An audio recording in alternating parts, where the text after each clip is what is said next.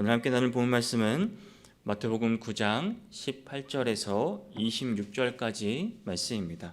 예수께서 이 말씀을 하실 때 한 관리가 와서 절하며 이르되 내 딸이 방금 죽었사오나 오셔서 그 몸에 손을 얹어 주소서. 그러면 살아나겠나이다 하니 예수께서 일어나 따라가심에 제자들도 가더니 12해 동안이나 혈루증으로 앓는 여자가 예수의 뒤로 와서 그 겉옷가를 만지니 이는 제 마음에 그 겉옷만 만져도 구원을 받겠다 함이라. 예수께서 돌이켜 그를 보시며 이르시되 딸아 안심하라 내 믿음이 너를 구원하였다 하시니 여자가 그 즉시 구원을 받으니라.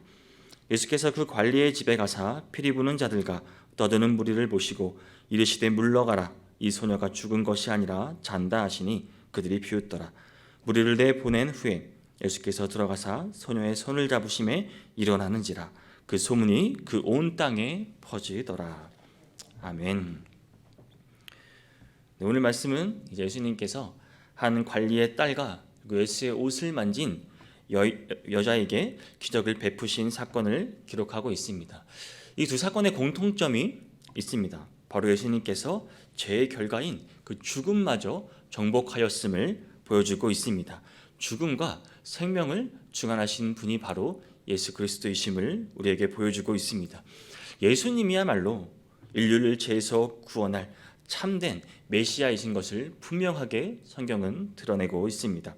생명의 왕 대신 우리 주님께서 우리에게 주실 교훈을 하나씩 살펴보기를 원합니다. 먼저 우리는 죽은 자도 다시 살릴 수 있음을 믿는 신앙이 우리에게 있어야 합니다. 18절을 보면 앞서 침례 요한의 제자들에게 새로운 신앙을 교훈하실 때 한 사람이 와서 도움을 청하는 내용입니다. 예수께서 이 말씀을 하실 때 한 관리가 와서 절하며 이르되 내 딸이 방금 죽었사오나 오셔서 그 몸에 손을 얹어 주셔서 그러면 살아나겠나이다 하니라고 말씀합니다. 마태복음에서는 한 관리라고 했습니다. 마태의 초점이 사람에게 있지 않고 예수님께 있음을 보여줍니다.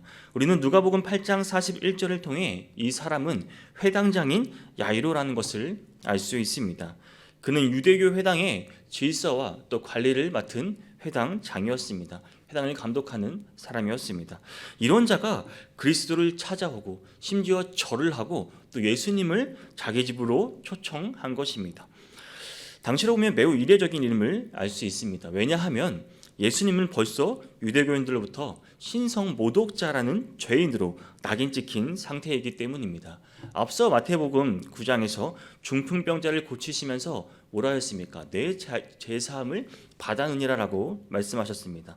또 그리고 마태를 제자로 부리시고 마태의 집에서 마태 또 그의 친구 세린 또 죄인들과 함께 식사하는 모습이 이미 널리 알려졌기 때문입니다. 죄인과 교제하거나 또 집으로 드리는 행위는 유대교에서는 엄격하게 금하는 죄였습니다. 그런데도 유대교 회장 야이로는 예수님을 경배했다는 사실입니다. 그리고 그분을 자기 집으로 초청했습니다. 그는 일생일대에 큰 결단을 한 것입니다. 그 이유가 어디 있겠습니까? 그의 딸이 죽었고 그 딸을 다시 살릴 수 있는 분은 예수 그리스도밖에 없다는 그 믿음이 그에게 있었기 때문입니다. 그는 불치의 중풍병자를 다시 일으키신 죽은 자도 부활시킬 수 있다고 믿었던 것입니다. 이는 그가 예수님을 생명의 주와 그리스도로 인식했음을 의미하는 것입니다. 주께서 죽은 자라도 다시 살리실 것이란 그 믿음이 그에게 있었다는 말입니다. 아브라함도 이 믿음을 지녔기에 이삭을 바치라는 그 명령에 신속하게 순종할 수 있었습니다. 아브라함이 믿은 하나님은 로마서 4장 17절에서 이렇게 증언합니다. 기록된 바 내가 너를 많은 민족의 조상으로 세웠다 하심과 같으니 그가 믿은 바 하나님은 죽은 자를 살리시며 없는 것을 있는 것으로 부르시는 이시니라 라고 고백합니다. 이러한 믿음이 아브라함에게 있었습니다. 사랑하는 성도 여러분, 우리는 늘 주님을 전지전능하신 분으로 고백합니다. 전지전능하신 주님을 믿는다고 고백하는 성도는 그분이 죽은 자도 다시 살리실 수 있는 그 믿음이 우리에게 있어야 한다는 말입니다. 여러분, 우리에게 부활의 은혜가 기다리고 있음을 믿으라는 말입니다. 소망과 즐거움으로 신앙생활을 해야 하는 이유가 여기에 있습니다. 그래야 세상 권세 앞에 담대하게 나아갈 수 있는 것입니다. 죽도록 주님께 충성할 수 있는 것입니다. 어떤 문제를 만나도 좌절하지 않을 수 있는 것입니다. 믿음으로 극복하고 전진할 수 있다는 말입니다. 사도 바울은 빌립보서 3장 10절에서 14절에서 이렇게 말합니다. 내가 그리스도와 부활의 권능과 그 고난에 참여함을 알고자 하여 그의 죽으심을 본받아 어떻게 해서든지 죽은 자 가운데서 부활에 이르러 하노니 내가 이미 얻었다 함도 아니요 온전히 이루었다 함도 아니라 오직 내가 그리스도 예수께 잡힌 바 된 그것을 잡으려고 달려가노라. 형제들아, 나는 아직 내가 잡은 줄로 여기지 아니하고 오직 한 일, 즉 뒤에 있는 것을 잊어버리고 앞에 있는 것을 잡으려고 표대를 향하여 그리스도 예수 안에서 하나님이 위에서 부르신 부름의 상을 위하여 달려가노라. 사도 바울에게는 그 부활의 믿음이 있었습니다. 우리도 이런 부활의 믿음을 가지기를 원합니다. 확신하시기를 바랍니다. 그러면 우리도 초대교회 사도와 그 성도들 못지않은 담대하고 열정적인 신앙인이 될 수 있을 것입니다. 우리가 그렇게 되기를 소망합니다. 이제 예수님은 차전 한 관리의 말을 듣고 일어나서 가십니다. 그 가는 도중 한 여자를 만나십니다. 20절, 21절입니다. 12해 동안이나 혈루증으로 앓는 여자가 예수의 뒤로 와서 그 겉옷가를 만지니 이는 제 마음에 그 겉옷만 만져도 구원을 받겠다 함이라. 12해를 혈루증으로 앓는 여자가 예수님 몰래 그 뒤에서 예수님이 옷자락을 만진 내용입니다. 그 여자는 예수님의 겉옷만 만져도 그 구원을 받을 수 있다는 믿음이 있었습니다. 그래서 예수님을 옷자락을 만졌습니다. 그 여자는 어떻게 했습니까? 그 믿음대로 구원을 얻었습니다. 혈루증이란 하혈을 계속하는 몹쓸 병이었습니다. 당시 이 병은 육체의 고통뿐 아니라 정신적 또 영적 고통까지 함께하는 병이었습니다. 왜냐하면 하혈하는 여인은 율법에 부정한 사람으로 규정되어 또 제사장들조차 그를 만지거나 접촉하는 것을 피했기 때문입니다. 레위기 15장 25절 말씀은 이렇습니다. 만일 여인이 피의 유출이 그의 불결기가 아닌데도 여러 날이 간다든지 그 유출이 그의 불결기를 지나도 계속되면 그 부정을 유출하는 모든 날 동안은 그 불결한 때와 같이 부정한직이라고 말했습니다. 이런 병이 혈루증이었습니다. 이 병을 12년 동안 앓는 여인이었습니다. 몸뿐 아니라 정신과 영적으로도 고통을 주는 병이 바로 혈루증이었습니다. 그런데 예수님께서는 이런 부정한 여자가 자신을 만지려고 한다는 사실을 이미 아시고도 내버려 두셨습니다. 그리고 그녀의 육체의 병과 마음의 고통까지 모두 자유함을 얻게 하셨습니다.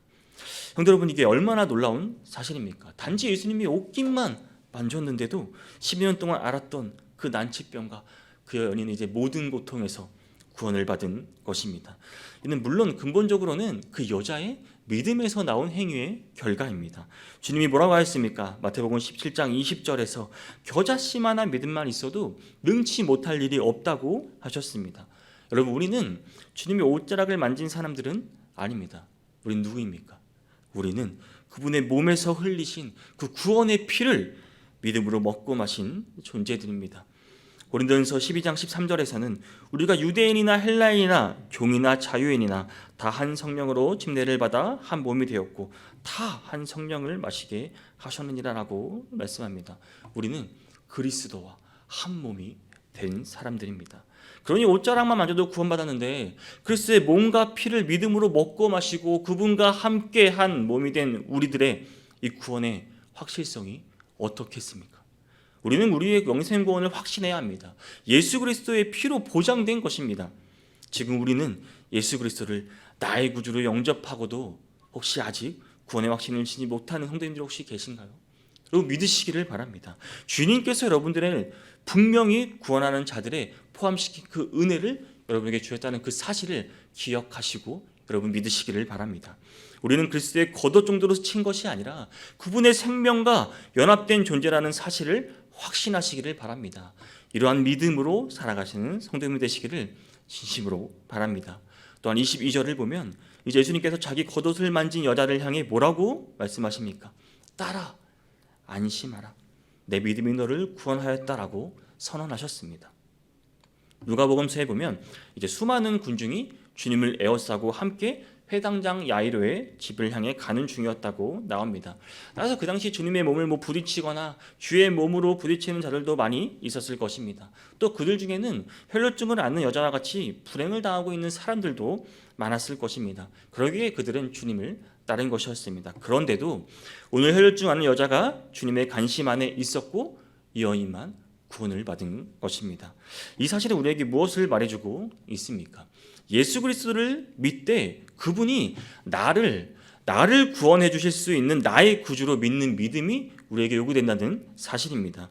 그리스도와 함께 가면서 그 옷과 몸에 어적한 사람 중에는 그냥 구경꾼들도 많았다는 말입니다.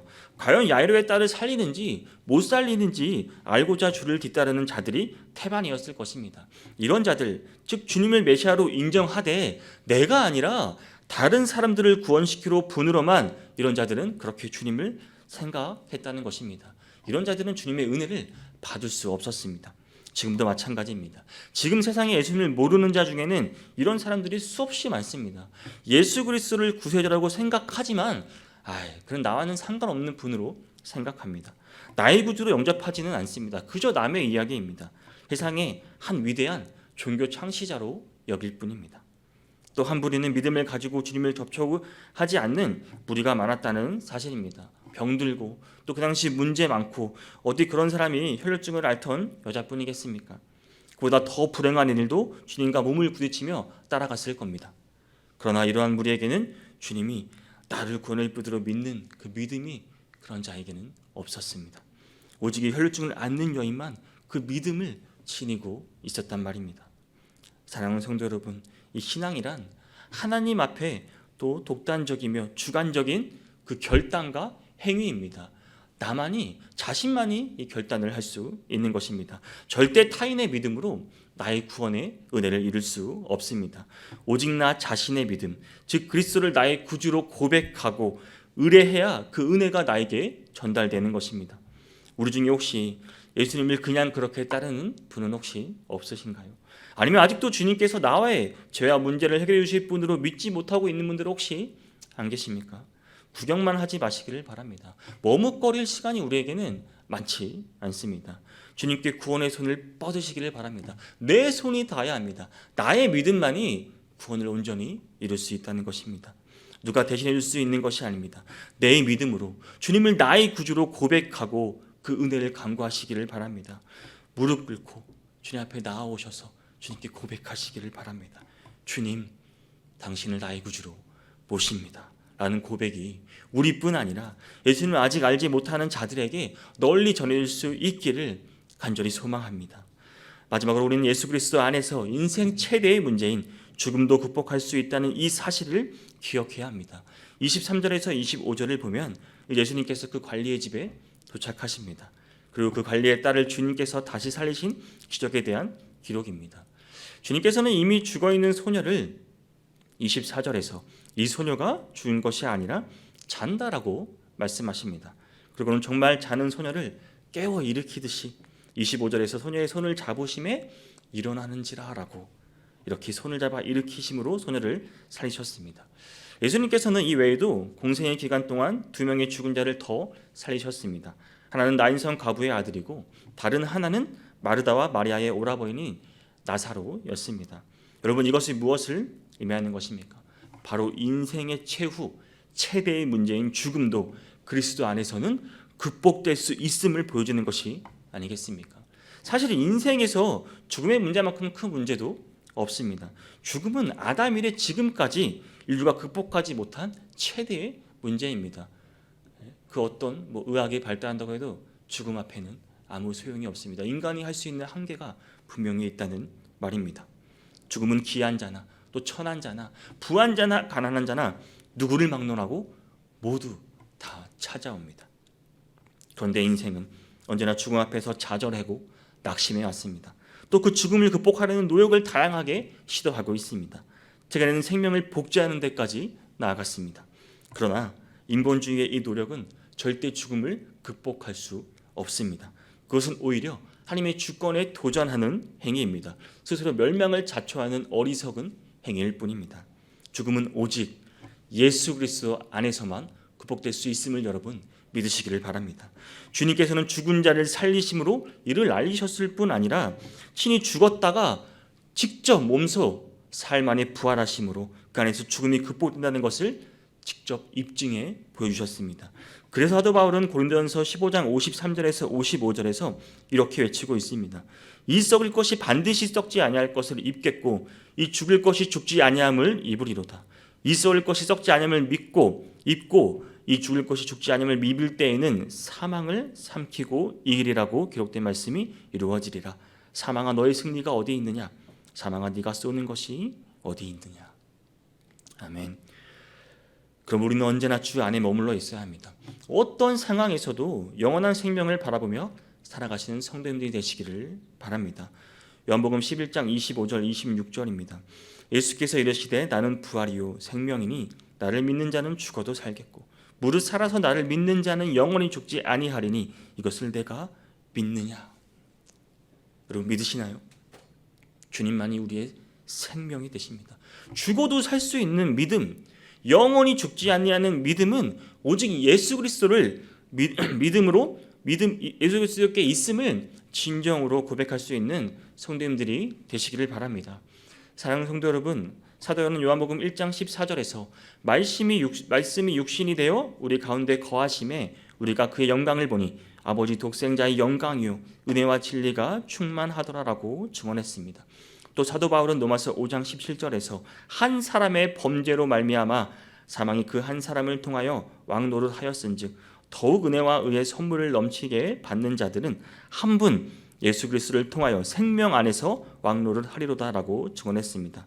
또한 이사야는 일찍이 메시아가 이 땅에 오면 이사야서 26장 19절에서 주의 죽은 자들은 살아나고 그들의 시체들이 일어나리이다라고 예언했습니다. 이와 같은 증언과 예언의 실체는 우리는 오늘 본문을 통해 생생하게 볼 수 있습니다. 그 생명의 은혜로 충만한 예수님의 겉옷을 만진 그 여자도 무서운 병마에서 구원받았습니다. 심지어 죽었던 소녀도 주님의 손길이 닿자 다시 살아났습니다. 이 땅에 오신 우리의 왕은 생명의 왕이라는 사실을 주님 자신이 몸소 드러내고 계십니다. 바로 우리에게 보여주신 것입니다. 사랑하는 성도 여러분, 이제 사망의 권세는 본격적으로 무너지기 시작했습니다. 주의 생명의 권세와 그 나라가 일어나기 시작한 것입니다. 우리는 다 그 생명의 의의 권세를 충만히 누리고 있는 복된 존재들입니다. 여러분 이 사실을 기억하시며 살아가시기를 원합니다. 오늘 본 마지막 절을 보면 그 소문이 그 온 땅에 퍼지더라라고 말씀합니다. 이제 우리가 그 생명의 왕이 되신 생명과 또 의의 전도자의 역할을 하는 예수 그리스도의 백성으로서 오늘 하루도 당당히 살아갈 수 있는 모두가 될 수 있기를 주님의 이름으로 축복합니다.